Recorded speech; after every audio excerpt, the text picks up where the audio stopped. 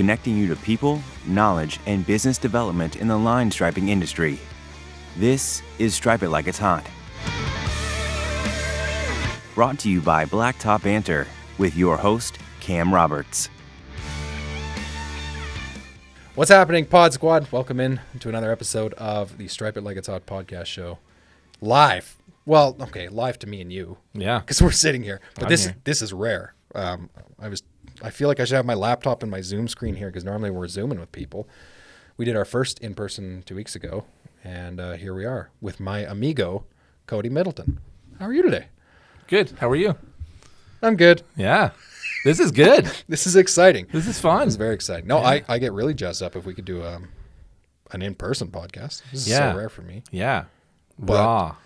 it is raw. Well, raw for me because you're my friend, Mm-hmm. and you're moving from Prince George. You're in Prince George now, but you're Yeah. leaving. Yeah. But that's not why you're on the podcast to talk about my feelings about you leaving. We'll talk about that off air and how I feel about that. But we're here because you and I have chatted about striping before. Mm-hmm. You're interested in the striping thing, Yeah. and I happen to like it as well. Go figure. I know. So you're in Prince George now, but you're moving with your family next week? Yeah. Yeah. Crazy. So you're going down to Vancouver Island. Mm-hmm. Describe to people who are mostly in the United States where Vancouver Island is. It's about an hour boat ride from Seattle and about the same temperature climate. Yeah. So no more snow, no more cold weather. Like it's cold down there, but Yeah, it's not but- snowy like here. Yeah. Yeah. Yeah. Good job converting it to Seattle. Because Yeah. I imagine you could take a ferry from the States up to Victoria. Yeah. Yeah. I've been there. It's a cool place. My parents used to live there. Yeah. Now, we're going to jam about this is the whole reason why you're here. Well, A, I like you. You're my friend. But B, I think I even told you this. As you can imagine, because of this podcast and our Instagram, yeah, we get a ton of questions of like, how do I start my business? Mm-hmm. And so much of what we talk about on the show is more geared towards the assumption that you've kind of already started your business. Yeah. And Matt has kindly pointed out to me that, hey, there's a ton of people that would probably love to know more content about, I'm thinking of starting a striping business. What do I do? Yeah. You're thinking of starting a striping business and you have questions about what do I do? Right. And yeah, you don't always think to answer those questions because you're so familiar with what you're doing already. But it's sometimes great to go back to the beginning and kind of explain some of those nuances that you had to learn yourself that your viewers may want to know. Matt has pointed out that some of our best performing content, mostly on YouTube, is like the startup stuff. Yeah. And I've kind of shied away from that. We've talked about that. Yeah. Yeah. Okay, well, so basically here's what my vision is here. We're going to jam about this itch that you want to scratch about, like, should I start a striping business? Before we do that, you've been in business for yourself, though, before. Yes, sir. Where, when, what did you do? So back in 2019, I took over a failing window cleaning business. Yeah. I didn't know you took it over. Yeah. So I bought into it for a fairly good price at the time. I thought it was a good price. Failing price. Yeah. But I turned it around. I grew it. I took on a lot more clients. I marketed myself. I did everything that you do as a business owner, and it did really well for us. Of course, then COVID hit and took a turn for the worse, like many. But yeah, it taught me a lot about business and what not to do and some of the good things that I can kind of take into my next adventure that I hope to get into pretty soon. But yeah, the window cleaning part was great, but the roof cleaning was fantastic. Gutter cleaning, power washing. So I kind of had a hand in all of it, and I enjoyed it. Cool. Yeah. Yeah. What was the why'd you buy into it? You saw the potential in it, or like good market where you were? Yeah, it was sort of a friend that offered it. Yeah. I figured that the pricing was pretty good Yeah. for the potential, but there was a lot of things that weren't kind of told at the time when I bought in, like how bad the business was doing. Oh, Yeah. On paper, it looked really good. sure. But when you start to go to each client and, they're like, well, we don't use you anymore because your last guy tried to get into painting and that was it. And Oh, it was quite fun. a lot of things that don't show up on a paper, Oh, yeah. like a profit and loss sheet. Yeah. Fair enough. But no matter what, I was all in, and we took it and ran with it. And at that time, Facebook Marketplace and all the market groups were huge. Yeah. So we, in the first month or two taking it over, it was like 10 grand in business, Yeah. which was great. Sure. Especially like you didn't have any employees, right? No, it was just me. Oh, 10 grand direct. Let's go. I want to correct myself. It was me and my wife until my wife realized that it's hard to work with your spouse. She's going to listen to this, right? She totally is. Oh, yeah. Okay. Make sure you plug your wife. And the story jives with what she would tell you as well. That's all that matters. Yeah. I want you to be happy in your marriage. Well, that's good. Okay. So now when did you move up to, we're in Prince George. So you moved even way more north, Fort St. John? Yeah, I was up in Fort St. John. When was that? 2021 or 22? 22. So that was my introduction to you, was over WhatsApp fantasy football chat. Yeah. Because I didn't even know who you were. Yeah. And then you moved here. So at what point along the way did line striping like come up as an idea? Because I'm pretty sure it wasn't me that planted this. No, it wasn't. Yeah. It was actually the fact that the company I worked for sold line striping templates and the tools and the paint machines. The window company? No, Greg. Yeah. Oh, the company you were working at. Yeah. I'm with you. Yeah, so I was just browsing the catalog. And I'm like, whoa, what's this? Okay, this is pretty cool. What? Yeah. So then it just kind of sparked an interest, and then I started talking about it, and your name came up in conversation. So there's a guy that's doing it here already. I'm like, okay, well, I guess I can't do it here.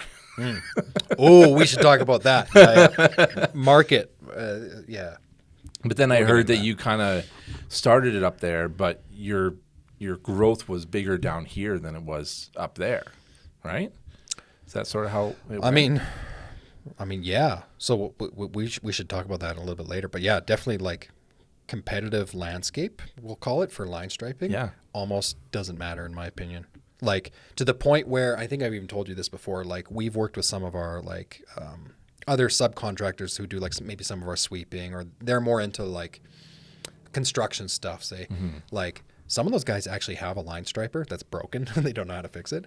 But we've offered, man, straight up to sell them some of our equipment. Be like, you could buy some of our equipment. Like you're not stepping on our toes. There's so many opportunities that we can't even get to here locally in Prince George. Wow. So I don't think it matters. Like on paper, it looks like there's a ton of companies here that have a machine or do the service, but we don't feel like we got to do it all. Not even close. And so That's where amazing. you're moving to, which we'll talk about, I know for a fact there's opportunity there. So hopefully your wife is on board with this idea. Well, she's going to listen to this and be interest. like, she's like, what? You're going to start a striping thing? Yeah. Yeah. Because we talked about it before, this interview, and it was on the table.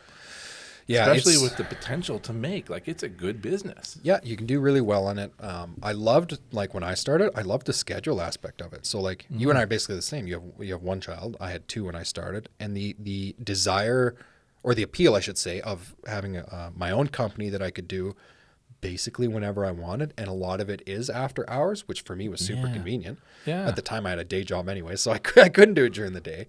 But there's so much opportunity to do things like on a flexible schedule, which is amazing. Yeah. Yeah. In fact, companies that stay small with their striping, either like single owner operators, maybe a guy and a helper, they can make really good profit margins, like fantastic, because it's a niche service. You're moving to an area where it's desperately needed. Yeah. And you have a lot of autonomy in your schedule. It's great. It's great. That's awesome. And before we moved, it was always, you always kind of notice those things. Like you notice the need for restriping and maintenance. Like it's very blatant how obvious it needs to be done before I even knew it was something I would get into. That's it. Yeah. What do we call that in our video last week? Market analysis, market research. I can't remember the term I came up with, but yeah, that's basically what it is like who here needs this? And often all you have to do is look around. So when I started, Cody, in Fort St. John, where you lived as well, there was literally one company, striping for about 20 years there. And no fault of his own, like he just couldn't get to everything. By the time he got to the Tim Hortons, which was one of my first clients, it was September. And it snows in like Halloween there. So it's like, what's the point? You're going to see the paint for like 2 months, and then next spring it's pretty worn off. Yeah. So that happens a lot. And then, where you're moving to, which is a 7-hour drive to the ferry, then an 1.5-hour ferry ride. That's decently far away. We have clients here that have asked us to go there for striping, which is like, we'd love to, but it's just, a little inconvenient to send a crew. Yeah. But so I know for a fact there's opportunities there. So, all right. That's fantastic. We come to the point where you ask me random questions and I pretend like I know what I'm talking about now. Let's get it. What do you want to know about striping, man? All right. Cam, you're set the timer. We might be here a while. Just joking. My biggest question I have to you is, how do you quote your jobs? Mm-hmm. How do you look at a job and just know? Because when it was me and I was doing a roof job, you look at the size of the house, you sometimes can see how bad the moss was and all these little details. But when it's something I have no idea how to start. What's your process when you go to a new job that you've never been to before? Where do you start? Walk me through your process. Would you actually go on roofs? I don't know the roof business in Moss Clean. Would you have to physically go look at the roof to say, hey, this is how much it's going to be? Or could you give a fairly accurate idea based on the size of it? Well, what I would usually do if I knew the roof was going to be bad and most sides were bad, mm-hmm. I would just get like a Google aerial view of the roof and just judge it by how big the roof was. And then phone the person or email, however you're doing it, and say like, hey, here's what it's probably going to be. Yeah. So it's the same. Striping is very much the same. Like, so we do a lot of work here, obviously, right in Prince George, but our actual striping, we go like to Terrace, which is 6 hours west. We've gone to Fort Nelson, which is 9 hours north. We've gone to Alberta, which is far away. And then we have done work in Vancouver Island, which is very far away. And all of those projects, like we typically don't need to site assess them, which is pro tip number one in my experience. Yeah. Now, I would caveat that with if you're starting a business, it'd probably be nice to go look at it. Right. Just to see what you're getting into. Right. But after a while, parking lots are parking lots, stripes are stripes. Yeah. And there is variances for sure. Like if the quality of the paint and what it looks like is really good, obviously a lot easier to do up an accurate quote for somebody versus the guy that hasn't striped his lot in 12 years and dumps gravel on it every winter for de-icing and it's like all worn off. Yeah. So those little nuances come. But yeah, I would say first and foremost, I hate the idea of, even if it was just me starting over, I would hate the idea of driving around all these parking lots to like look at them. Yeah. As fun as that sounds, like driving around in your car, listening to podcasts like this one. It takes a lot of time, right? Yeah. So I guess that's random thought number one. Yeah. You don't always have to site assess it. There are some times where it's handy. But then we've, like on this podcast and on YouTube, I've put out a fair bit of stuff about how most people build pricing for line striping, which is price per foot, or price per stall, which is basically the same thing. So you basically would assume that a parking stall is 20 feet long, right? So whether you price it, $10 per stall or 50 cents a foot, it's the same thing. But that's the most common way people do it when they start. In fact, there was a whole episode I did about pricing per foot, which probably generated the most hate ever, which is pretty funny. Some people are like, you're an idiot. I had one guy who's like, I've been doing it that way for 21 years, punk, and you're wrong, which is fine. If it works for you, great. Right. We don't price per foot now. But when you're starting out, it's a great, easy way to do it because now you can combine point number one, which is you don't have to go to the site and look at it. You could literally pull up Google Earth image, or depending on your city, sometimes they have like historical map footage. Like here in Prince George, you can go to the city website and you can actually pull up the aerial image year by year. So if it's really thundered and the paint is totally gone, you could like hit the rewind button to 2017 and you can actually see on your computer screen like, hey, there's 87 parking stalls here. Wow. So when you know that, when you know, hey, there's 87 parking stalls at 20 feet, I should use a round number so I don't have to do math. But let's say 100 parking stalls. Sure. And you're $5 a stall. Now it's a lot easier, right? Yeah. So that's kind of the preliminary way. What the other thing that's kind of common, and I used to do this too, Cody, like price per foot, because that's what everyone told me to do. So I came up with like a price to restripe a standard parking stall per foot. And then I would come up with a price per, a handicap stencil. Just the stencil I'm going to charge $30 for, 40, whatever it was. Yeah. A traffic arrow I'm going to charge $40 for. If it's a handicap stencil with the fancy blue paint underneath, I'm going to charge $80 because now I'm going to hand roll some traffic blue paint on there, let it dry, and then put my stencil down. Yeah. And I basically had all these. There's not that much variance in what we do though in striping. Like traffic stalls are traffic stalls, arrows are arrows. They all might be slightly different shape and size, but I found that when I was starting to be super helpful. Just come up with price per foot, price per stencil. If it was a no parking stencil, that was the same cost as a fire lane stencil because it's just the same amount of work and time, right?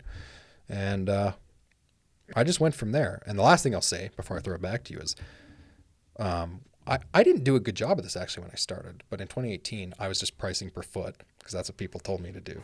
And what I wasn't doing was like actually tracking my time that I was spending on jobs. Right. And that was the whole point of the episode we did about pricing per foot, which was like on paper, you might do a 100 stall parking lot that, you have your restripe price per foot and it's the same price. And right across the street, you might have another 100 stall parking lot that takes you almost twice as long because there's little nuances and variances. That's why we've changed. But if you start from day one, like kind of tracking your time, like, hey, why did this 100 stall lot go quicker than this one? That's when you really start unlocking the pricing and start making sure you get consistent profit margins. Right. That was a lot of talking. Well, it's good information, Thanks. It What's up, Pod Squad? This episode of the show is brought to you by our friends at Mighty Line Floor Tape. So, true story, our company started using Mighty Line. We found the product like half a year ago, 2023, we found it, and we started using it, and I was blown away. The product is incredible. And so many of us in the striping industry want to do interior striping, but we also know that interior striping on concrete usually does not work out very well. This is a fantastic solution. If you have customers that want safe walk lines or customized floor decals, check out their website on Mighty Line. It's incredible. They have an awesome portfolio of stuff. And if you've never tried the product before, head to the website, let them know that you got the info from the podcast, and they will actually send you a free sample box. Check it out, Mighty Line Floor Tape. We are so grateful for them to be sponsoring the podcast. It's valuable, and you're right. Yeah, there's every job is going to be different, and there's probably times now where you think your pricing structure is pretty good, but you'll still find that you're making your mistakes, and losing a bit of money because of whatever. Yeah, even last year, I'm not going to say the project, but there was one that I looked after myself, new construction project. I totally wrecked the pricing. It was about half of what it should have been. And it was a 5-figure job too. Yeah. So thankfully the guys who did the job actually performed it really well. So we didn't lose money or anything like that. That's the other thing in striping. Yep. Almost impossible to lose money. The only time you really get into trouble, if you were going to lose money, like, oh my goodness, we had negative profit, is if you're doing like large, complex new layouts. So like brand new asphalt, because that's a whole other world. And you have lots of overhead and, people that you're paying. Because if you think a job's going to be like, 8 hours, and then things go terribly wrong, you could be in it for 25. So if it's just you, that's no problem. You can kind of. And as, in your business, when you first started out, did you also do that? Or did you just subcontract that out? Oh, I didn't. There's nobody to sub to. Yeah. What do you mean, the striping or the estimating part? No. Do you re-asphalt or do you do asphalt and then lines on top, or you're just lines? When I started, it was just that's all I did. Restripe parking lots, and then the odd, paving company would come in and pave something, and I would get awarded the new stripe, the new layout for it, usually off prints. Yeah. So if they're building like a new store, usually you'd get like a layout drawing that's like, hey, 30 parking stalls, here's where they go. Yeah. Yeah. A little bit of a different world doing that. That's where you can make really good margins, because it takes a lot of time to lay out a brand new parking lot to make sure it's all lined up, right? Yeah. But if you're just starting out, restriping malls and shopping malls and stuff like that, even little things like gas stations, it's almost impossible to mess up because the line is there. Just follow the line. Right. Make sure it's, ready for paint. Right. But it'd be hard to make a really catastrophic mistake other than like, oh, it's 100 stalls, not 12. 20. Which I don't even know how you'd mess that up. Yeah. So Yeah. it's good that way. High margins for niche service, hard to mess up when you're doing restripes. Awesome. And I guess my next question is, I'm trying to instill confidence in your wife. Like, hey, it's really hard to mess this up. Yeah, you know who you are. as dumb as I've been with many things in life, Oh, we all have. business, I think, is one of them where I succeed at.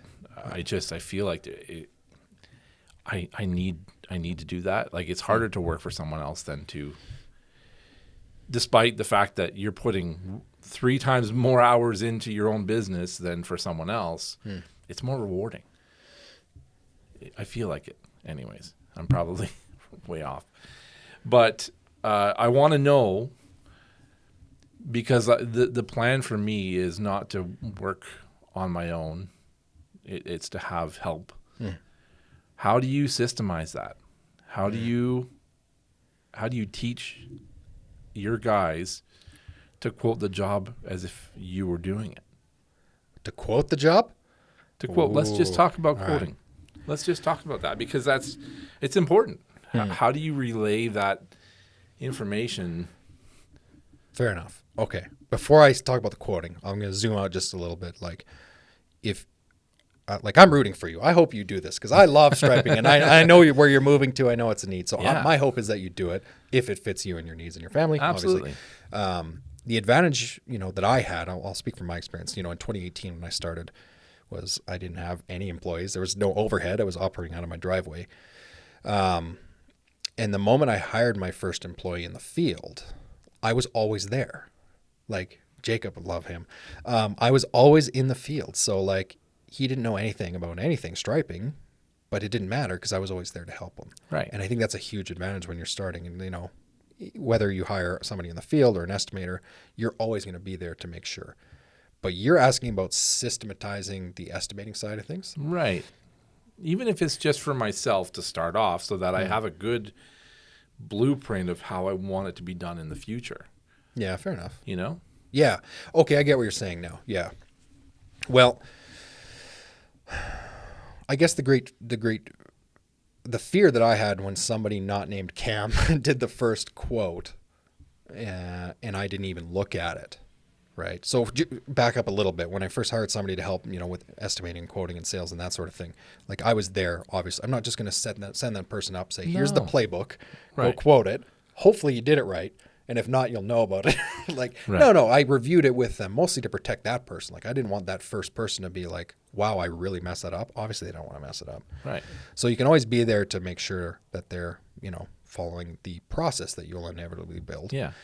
But at the same time, I think what you're going to find with striping, like, just say you start tomorrow and this is the only service you do, you're going to get the pricing dialed in really fast. Right. It's not that complex, especially for restriping and even new layouts. There's little nuances for sure.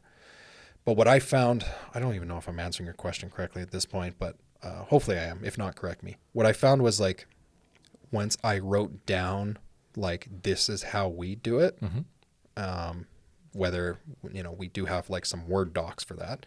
We also have some spreadsheets for that. Once I put that down in writing, I'm even now, we're always constantly tweaking the process of, like, how do we actually get the right number to deliver the consistent margins that will give us the right profit at the end of the year to keep the business going. That's always a work in progress, in my opinion, even for striping. Like, we're always trying to find ways to make it a little bit better. Yeah. But I guess your original question was, like, how do you systematize And then I that? really honestly think we answered it. You've Oh, got okay, your good. playbook, right? You've got you've got something kind of written down. You have a general idea, so that even if your employee doesn't do it the same way that you're doing it, maybe he veers 10, 20% off the path, you're still pretty in line to make enough to handle the business and the expenses and everything. So you're not losing a lot. Makes sense. So I got two random thoughts that just popped in my brain based on what you said. So random thought number one, go on Facebook. Have you ever been in line striping groups on Facebook? No. But I'm sure there's a lot. Oh, I can't wait for you to go. So if you want to learn like how to like fix the machine, unbelievable. If you write a question on one of those Facebook groups, one of them has like 12,000 people. Jim's group has 12,000. You'll get an answer in about 3 minutes. Hey, my pump's doing this. What's wrong? Somebody will answer you because they just love it, right? The moment you see business advice on Facebook, Cody, run for your life in general. Because like, and this, it's almost a joke at this point. Like in some of these groups, some of them will outright ban people from asking the question, how much would you charge for this job? And then they'll post an aerial image. It's like, you will get laughed at if you do that. But that being said, every time that happens, there's always somebody who's like, this much. And they just throw out a number, which is fine. They're allowed to, right? The guy in Texas doesn't really care what the guy in Michigan is pricing his projects at. Right. But the funny thing is you'll see such a variance. Like you'll see like, oh, we would never get $2,000 for that job here. That's only $1,000 here. Whereas other people are like, we wouldn't touch that for under $3,000. Yeah. And it's like this huge gambit of like just random pricing. And I think that's like when you start out, or anyone starts out their striping business, you don't have this wealth of information of like, how do I get accurate numbers? You have, there's always going to be an element of you make it up as you go along. Yeah. But I would say like as you start to figure out like I was saying earlier, like why did this job go faster than this one? Just write that stuff down. Like figure it out. Like even if it's in a notepad, just write it somewhere. So eventually when somebody does come on, if they're going to help you with estimating, or like your spouse is like, yeah, I can handle some of the inbound leads and give pricing to people. Yeah, it's like an easily repeatable thing. Yeah. See, I just put your wife on notice. She's working now. Yeah, I guess so. You're in. You're on the tools. Sorry, Jade. Yeah, you run the tools. She's running the quotes. Yeah. Yeah. And that happens a lot actually in striping too. Does it? Oh, tons. Yeah, I guess as long as the issue we had before was that when I told her how to do something, it was never well received. What? I can't help you with that on this show. Are you kidding? How do you help your spouse? That's going to be like a doctor issue or something. Yeah, that's clinical, dude. I can help you with the machine and the pricing. But she didn't like it. And especially because women know better than most of us men. Yes. I had to find out that she was right the hard way. Yes. Most times. You'll learn. You'll learn one day. Yeah. Yeah. Yeah, it's true. So, but yeah, if she's at home helping with that stuff, that's easy. 100%. Yeah. Yep. Okay, what else you got? What's our time at? We got 20 minutes left. 20 minutes? We're at 28. 28. All right. Let's ask another this is a big one because you did talk about it a little bit. Bring it on. You said, if I were to start this from scratch over again, you wouldn't drive to your locations, and you would. Give me some more details on that. What else would you do if you had to start over from scratch today? Like recently you did another podcast about, how Sherwin-Williams does the machine at a great deal, like payment plan or whatever. Oh, yeah, hard equipment. You talked about that. That was fantastic info. 4 equal payments. Yeah. Yeah. But like, what else would you do? How would you start? Where would your thought process begin there? Yeah. Okay. I can give you the straight goods. Ready? Yeah. And before I give you the straight goods, I hope I didn't misspeak earlier. Like, I'm not at all, like, I'm putting myself back in 2018. The first time I ever sent out a quote, I was like, my hands are shaking. Because you're like, boy, I hope you don't know what you don't know. Or are they going to accept it? 100%. Who am I going to lose to? Yeah. Yeah. You're in your own head. Oh, yeah. I can't see the forest through the trees. Yeah. And the funny part of where I was, there was only one other guy. And everyone really didn't like him. So it wasn't hard to break in. But I was still worried, like, is this the right price? Am I charging enough? Like, all those questions. Yeah. So I should clarify. If I were starting out right now and not knowing, I've never done striping before, yeah, I would just go to the job sites. Absolutely. Like, get a feel for it, understand what you're doing. And when you start, you have that luxury, you have that time because you're doing all of the work. You're quoting it. You're going to do the work. You're probably going to invoice it. Yeah. You're going to deal with the customer satisfaction. Like you're the guy. Yeah. So you might as well go look at it. But as you grow, that's what I was trying to say, and hopefully I didn't misspeak. But as you grow, you know, and if your business name starts to get out there, that's what happened with mine is, you know, people start to understand, okay, this guy's laser line painting as it was back then, does this line painting thing, and you get more and more calls. Now your workload increases. Like you have to make some sort of time sacrifice or hire somebody, right, to get that time back. And that time sacrifice I would do is, you know, if I'm going to be the guy on the job, I feel comfortable enough giving accurate pricing to people from my computer screen. Mm-hmm.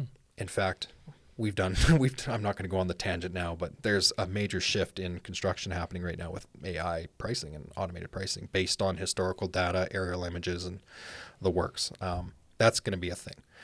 Wow. But anyways, what would I do now if I was starting over? If I were you, moving to, well, I know what I would do first and foremost, for sure, which I would be phoning every single person that I could get my grubby little phone hands on who was a decision maker for a parking lot, and I would just ask questions.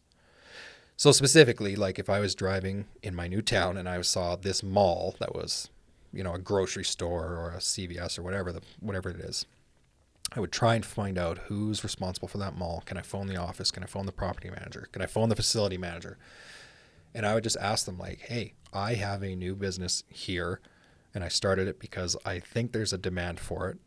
And, you know, if just say, for example, the mall had like no paint left or the lines didn't look good, I would say something like, what I find here generally is that a lot of property managers are struggling to find a reputable contractor or one who is on time or consistent with their work. Has that been a struggle for you? And I would like try and crack open any single person who is like, yeah, that is a pain in the butt.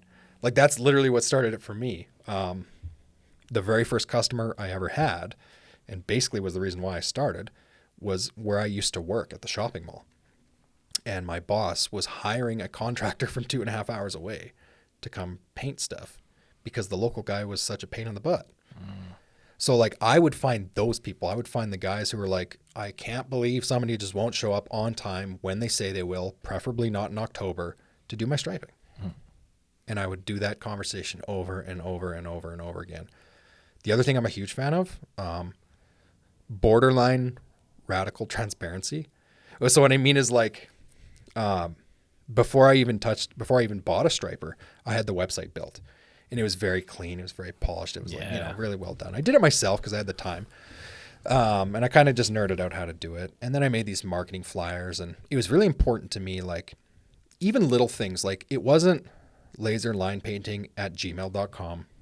It was the website name. Dude, it mattered to me. Cam at Laserline Painting. It was info back. I wanted one email. Oh, yeah. Yeah, I didn't make my name. Absolutely. And little things like that. I wanted people to perceive it as a legitimate operation. Right. But at the same time, I would have no problem going to somebody and saying, just so you know, like this is a new thing for me. The advantage you're going to get from hiring me as a newer contractor is my schedule isn't going to be radically full. I'm not going to push you aside because I got the big customers to deal with. Like my skin is in the game as a new person. I'm going to make sure I go to bat for you. Yeah. And like that mall that I started at, and we still work there to this day because we built that relationship. But there are some people, I guess what I'm getting at is like, you know, some people, they're like, oh, I would never tell people I'm new at this. Why wouldn't you? What do you think they're going to be like, oh, you only have 2 months experience. I would never hire you. Some people might say that, but other people would see that as an advantage to them. My pricing is going to be way better. Like our job minimum now at our company, radically different than 2018 when I started because we have to pay the bills now, right? We got people and right, you know. and you're paying for experience now too, right? 100%. Yeah.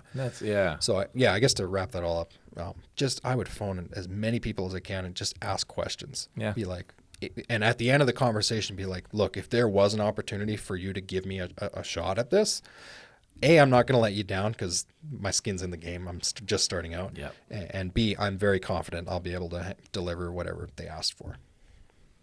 It's amazing. And then lather, rinse, repeat. Like phone, email. Yeah. I'm a big fan of LinkedIn, but even if like in a new market, man, just all those parking lots that you see in Vancouver Island that need it. And trust me, I know they need it. Oh, I've I got know inside they- info. Yeah, I would just try and track those people down, Yeah. like visit them if I could. I hope I don't repeat this story. Did I tell the story about the first hotel I did, the new layout? Well, whatever. That's a dumb thing to say anyways, Matt, because obviously not everyone listens to every episode. But, What? I know, it's true. Weird. Doing a new layout on a parking lot, very difficult the first time. It's very difficult. Because like, Right. how do You you got to make... follow the engineer's plans and. This one didn't even have plans. Oh. Ooh, which happens sometimes. Like, it's like a homemade deal. And it's like, yep, just make it work. And you're like, okay. So it takes a lot more time. And plus you have to make like, if you're making a row of parking stalls, like you got to make them all line up. It's just a lot of, we have a good system now, but when you first start out, it's very intimidating. Anyways, the point is, the very first parking lot I ever did that was a new layout was a hotel in Fort St. John. Northern Grand, you probably know it. Yeah. So back in 2018, I was driving home from the glass shop. I think it was, I would have been in my personal truck. But anyways, I'm driving home from the glass shop and I see the paving company starting to rip it up. And I was like, oh, that's weird. They're starting to they were milling it out or ripping out the asphalt or whatever. So I quickly swerve in there. And I'm like, you know what? If they're going to be repaving, there's a lot of parking stalls here. There was in the business area in the hotel, it was 200 parking stalls. So I'm like, well, I'm going to shoot my shot. So I went in, talked to the hotel manager, and I was like, this is me. Here's my cute little flyer. I presume this is all under contract already. Probably the paving company has a plan for your line striping. Yeah. But do you need a solution? And she's like, oh, that's all looked after. That's all part of the thing. I don't want to think about it sort of thing. So I was like, no problem. Here's my card. Anything changes, let me know. It changed. 3 weeks later, I got a call from her, and she basically said, we're paving. I can't remember when. It was very quick, but how fast can you come after? And I said, oh, well, no problem. I'm not a big company, right? I don't have a full schedule. Yeah. So I went and I managed. That was my first new layout job, and it took forever, and I was terrified. But I managed to pull it off over multiple nights by myself, snapping chalk lines in a parking lot. But that experience was unbelievable. So even just my point was even just popping in when you see opportunities like that. Sometimes you hit a home run, right? And we were able to work with that hotel again a few years ago. And Nice. yeah, so phone calls, emails, and just popping into people. Some people straight up hate it. Why are you coming into my business to ask me about this? But if they, my experience, if they hate it, just leave them a card and go on to the next one. Right. Yep. You'll miss 100% of the shots you don't take. Wow. You're a smart guy. You came up with that yourself, right? Sure. Yeah. Let's go with that. Just joking. But you're right. You got to talk to people. You got to find out. You won't know unless you don't ask. Yeah. Right? So can I say one? I'm talking so much. I'm sorry. I know. Hey, I'm happy to listen. Okay. One other quick thing. I'm going to condense it. Okay. One of the things that grinds my gears the most is in some of these groups that I'm in online. They're like, oh, I need to get more leads. How do I find more leads? And they're like, should I do Google ads? Should I pay for ads? And this is brand new companies that have no brand presence, no market presence because they haven't had the time yet. It's not because they're doing anything wrong. But they're like, yeah, I'm thinking of going to Angie's List, or I'm thinking of paying Google all this money. And they haven't even started the process of phoning people or emailing people or visiting people. And I'm like, $0. You already have a phone. Pick it up, start finding numbers. If you spent a week doing that straight, which nobody wants to do, but if you just buckle down and phone people for a week straight in your market, you would never have to pay a dime to Google when you start because you'll find people who need you right now. Right. So and then word spreads, and then then it happens. And that's the same that I did. Those Facebook groups locally, everybody knew someone that needed a roof cleaned or a window cleaned. Never spent a dime. Everyone's got windows. That's right. Everyone's got parking lots and commercial. It's crazy. Yeah, man. Who knew that offering a service that people need would actually do well? Crazy. And you know what's crazy to me is most of the places in North America need more striping companies, which is crazy. Great industry to be in. You got me sold, Cam. All right. One more burning question. What do you got? You and I are going to stay friends forever, so you can ask me anything anytime. Oh, man. With the people in mind who are like, ooh, I'm You know what I was rooting thinking? for this Cody guy. I'll figure out a question, but I was thinking about this. I was in Walmart buying chocolate bar for my wife. Well, that's nice of you. It is nice. And and this came back to me as like I was thinking about our conversation, about teaching your systems to other people.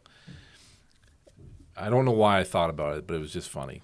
Your wife asks you to go to the supermarket to get a chocolate bar, but she doesn't tell you what kind. How often are you going to screw that one up? Because you're spending all your time trying to think, like, what would I love so much? And it's not about you, it's about her. And then you get home and you find out you didn't get it right. And I think that applies to quoting a little bit, because your guys are going to think, oh, man, this would look so good. We should quote on this. And then if you're not communicating properly to your guys, they're going to do something different, and it's just not going to be on point. Mm-hmm. And I don't know why I was thinking that. It was just funny. Well, you sparked a thought in my brain. There's your YouTube title for this video. Oh, you're making us buy clips? the right chocolate bar for your wife. Yeah, you're giving us free social media clips. This is great. Clip it. Okay. Okay. Question? So I have. Well, if you have a question, go. You sparked a thought in my brain. Okay, you sparked. Oh, now it's disappearing. Where did it go? Matt, where did my thought go? What were we just talking about? Walmart chocolate. Oh, pricing. Yeah. So, I guess I'll share with you, Cody, what my first business coach taught me that has never left me to this day. In fact, I've taught it to other people because it's 100% true every time. I don't care if you're in striping, windows, gutters, moss, paving. It's true universally. And if you've been in business for a while, which I was when I hired my coach, it stinks to hear it, but it's 100% true. I would almost be willing to say every time. There are people in your market who do the thing that you're doing, who are consistently winning projects for more money than you are. The same projects. So when he first told that to me, I was thinking about it because my pricing was way too cheap. Mm-hmm. Basically, in a condensed version, my first big problem and why I even hired a coach is my schedule was full. And I didn't know how to hire people very well. And I was like, well, I can't keep up with the demand. I got a job in Grand Prairie. I got jobs here. I got to go to Fort St. John. And I was like, I don't know how I'm going to do it all. I'm going to run out of time and winter's going to come. So through that process, we looked at my pricing and what percentage of jobs I was winning, which was most of the time I sent out a quote, like 80% of the time I was winning the job, which means that probably my pricing was too low. Yep. And so that's one of the things he taught me. He's like, Cam, there are people who are winning the same jobs that you're losing out to who are charging more money because they're offering something of value way beyond just the price, the total on the end of the quote. And I've seen that to be true myself here in Prince George time and time again. There are a segment of customers that you want to work with who are willing to pay for value, not the subtotal on your quote. So when he taught that to me, it really impressed on me that we spend so much time sometimes agonizing over the price, or in your case, which chocolate bar should I buy, right? Like, I don't know which one I should buy. What if I buy the wrong one? And that's what happens with striping, with pricing. Yeah. What if this is too much? Should I bump it down from 50 cents a foot to 45?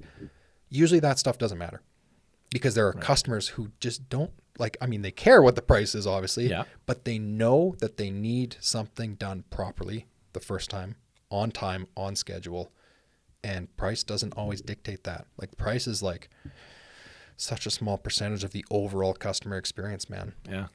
And I think, you're right. Most people psychologically create more value when your prices are higher. Bingo. You're offering the same Oh, you're going to make it, Cody. You're going to make it. Yeah, it's 100%. But your listeners and myself and you, we didn't know that until we went through it. Bingo. But now to realize it the second time and kind of it's going to be fantastic. So true. Don't be afraid to throw out a few of those quotes. Yeah, because you should be like 60, 65%, 70? I mean, I would hate to put like a broad number on it, but we shoot for 60%. Yeah. And the reason why I think there are some customers or some contractors in striping who could shoot for 40 or even 35 to 40 and still be really, really good. The reason why we shoot a little bit higher is we don't have a lot of huge competition here. So the 40% that we do lose, we want it to basically be only because of price. Yeah. So we are the premium priced striping contractor here in Prince George by a decent amount. Not always, like sometimes, we will lose out sometimes or be under somebody else. But generally speaking, we charge more. And so the 40% that say no to us, we hope at Laser, our hope is that they're going to one of the other 6 in Prince George who are less.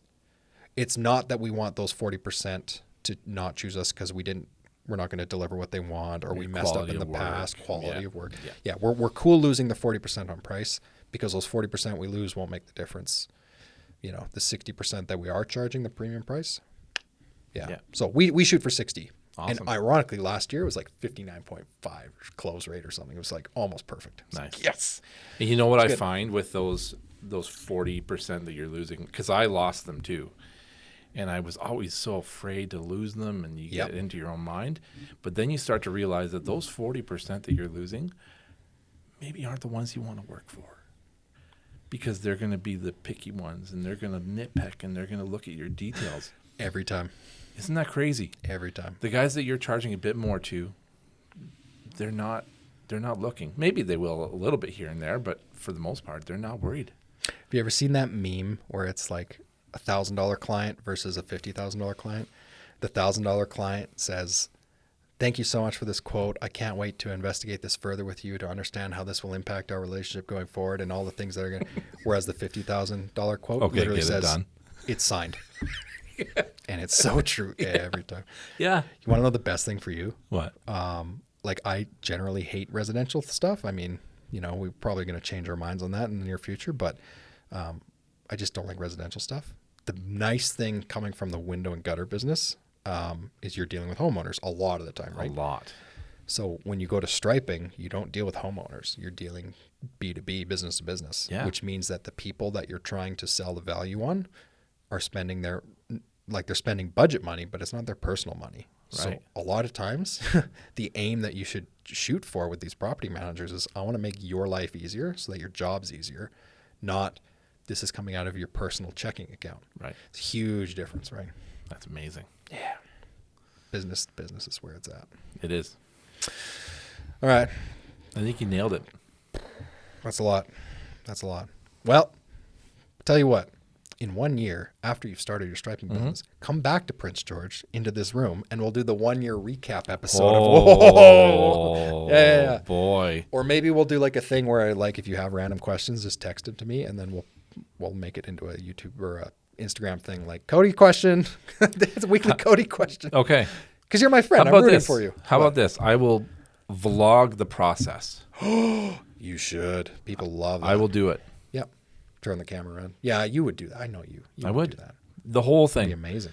The startup, the branding, the marketing, the sales, the CRM software, the invoicing, the quotes, everything. You have spoken it into the recording machine, so it's now a thing. Yep. It's happening. Yeah. Good. I will ask your advice. I will do it. I will try not to steer you wrong. Yeah. I don't know. I'm still learning stuff every day, man. I'm still figuring it out too. But if I can be a small part in your process, that'd be awesome. It'd be fun. So, cool. Well, hopefully people listening out there are like, whoa, that's good stuff. That's the hope. Yeah. Even if nobody did, at least I got to hang out with my friend.